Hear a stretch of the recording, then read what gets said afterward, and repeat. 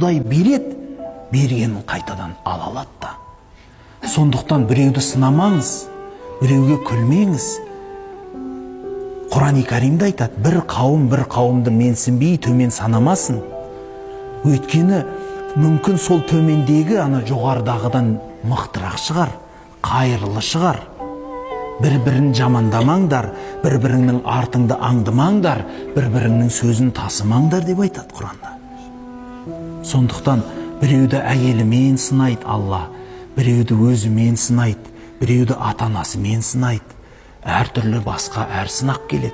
Сол сынақ мүмкін сізге келсе, сіз сынып қалар едіңіз.